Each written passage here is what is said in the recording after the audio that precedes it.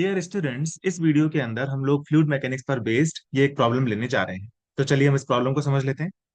A fire hydrant delivers water of density rho at a volume rate L. The water travels vertically upwards through the hydrant and then does 90-degree turn to emerge horizontally at a speed v. The pipe and the nozzle have uniform cross-section area throughout. The force exerted by the water on the corner of the hydrant is. फिर ये चार options हमको दिए हुए हैं। ठीक है, तो एक बार आप वीडियो को पॉज करके खुद से इस क्वेश्चन को ट्राई कर लीजिए और फिर उसके बाद में आप मेरे सॉल्यूशन से लर्न कीजिए। तो चलिए हम लोग क्वेश्चन को समझते हैं। पहले तो देखो, क्वेश्चन में हमको क्या दिया हुआ है कि फ्लूइड जो है वो पहले वाई डायरेक्शन में ट्रेवल कर रहा था, फिर वो पाइप से टकराता है और फिर वो उसके बाद में एक्स डायरेक्शन में ट्रेवल करने लगता है, टर्न लेता है, वो पाइप की हेल्प से फ्लूइड टर्न ले रहा है। तो इस प्रोसेस में इस फ्लोइंग फ्लूइड के कारण पाइप के ऊपर कितना फोर्स आया होगा कॉर्नर पर, ये हमको बताना है। ठीक है, तो देखो पहले तो हम इसको इंट्यूटिवली समझते हैं कि इस क्वेश्चन में हो क्या रहा है। जितना मैं इस पेज के ऊपर हाईलाइट करूं आप उतना ही देखना, अगर आप पूरे पेज को एक साथ पढ़ने की कोशिश करोगे तो आपको कंफ्यूजन क्रिएट होगा। ठीक है, तो देखो इसके अंदर सबसे पहली बात तो ये है कि फ्लूइड पहले वाई डायरेक्शन में ट्रेवल कर रहा था, फिर उसके बाद में वो एक्स डायरेक्शन में जा रहा था। यानी कि फ्लूइड जो है उसको पहले वाई डायरेक्शन में जाने से रोका गया है और फिर उसको एक्स डायरेक्शन में धक्का दिया गया है। अब उसको ऐसे भी समझ सकते हो कि फ्लूइड पहले वाई डायरेक्शन में जा रहा था, पाइप ने उसको वाई डायरेक्शन में जाने से रोक दिया।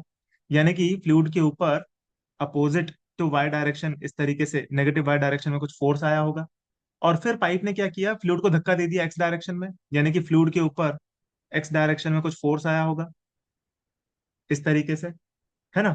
तो पाइप ने क्या किया कि पहले फ्लूइड को वाई डायरेक्शन में जाने से रोका और फिर एक्स डायरेक्शन में धक्का दे दिया। तो अगर पाइप ने फ्लूइड को वाई डायरेक्शन में जाने से रोका है तो पाइप के ऊपर भी फिर वाई डायरेक्शन में फोर्स आया होगा, क्योंकि फ्लूइड के ऊपर अगर नेगेटिव वाई डायरेक्शन में फोर्स आया है तो न्यूटन्स थर्ड लॉ से पाइप के ऊपर पॉजिटिव वाई डायरेक्शन में फोर्स आया होगा। इस फोर्स को हमने यहाँ पर रिप्रेजेंट किया हुआ है, ये पाइप के ऊपर फोर्स है। ठीक है ना। और फ्लूइड के ऊपर जो था उसके अपोजिट डायरेक्शन में ये आ गया। फिर उसी तरीके से पाइप ने जो है फ्लूइड को पॉजिटिव एक्स डायरेक्शन में धक्का भी दिया है, ये वाला फोर्स लगा करके। तो उसी के रिएक्शन में पाइप के ऊपर भी अपोजिट डायरेक्शन में फोर्स आया होगा, तो इसलिए हमने उसको भी एफ से रिप्रेजेंट कर दिया। तो ये वाई और एक्स डायरेक्शन के फोर्स बराबर क्यों होंगे? क्योंकि सिमेट्री है, जिस मोमेंटम से फ्लूइड पहले आ रहा था उसी मोमेंटम से वो एक्स डायरेक्शन में जा रहा है। इसीलिए वाई डायरेक्शन में जितना फोर्स आएगा पाइप के ऊपर उतना ही एक्स डायरेक्शन में भी आएगा। ये बात हमको सिमेट्री से पता है, इसको भी हम मैथमेटिकली प्रूव भी कर देंगे। ठीक है, तो यानी कि हम बोल सकते हैं कि जो रिजल्टेंट फोर्स होगा पाइप के ऊपर वो हो जाएगा √2F।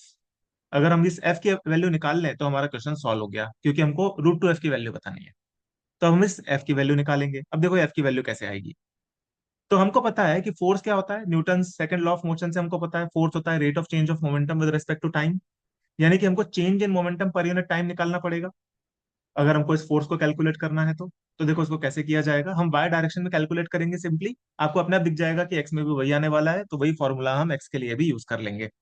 तो हम वाई डायरेक्शन में निकालते हैं कि फ्लूइड एलिमेंट अगर हम यहाँ पे कंसिडर करें डीएम लेट से, तो इस फ्लूइड एलिमेंट का कितना चेंज इन मोमेंटम हुआ होगा कोलिजन होने के बाद में पाइप से। तो कोलिजन होने के बाद में तो उसका मोमेंटम हो गया होगा जीरो। इनिशियल मोमेंटम जो फ्लूइड एलिमेंट का है वो है dm × v। यानी कि change in momentum of the fluid element कितना होगा, dp will be equal to 0 - dm × v। ठीक है, यहाँ पे अब हम बोल सकते हैं डीएम की वैल्यू क्या आएगी। डीएम की वैल्यू कैसे निकाली जाएगी, देखो यहाँ पे अगर आप किसी बाउंड्री बना लो तो dt टाइम में जितना फ्लूइड ने इस बाउंड्री को क्रॉस किया होगा वो है डीएम मास।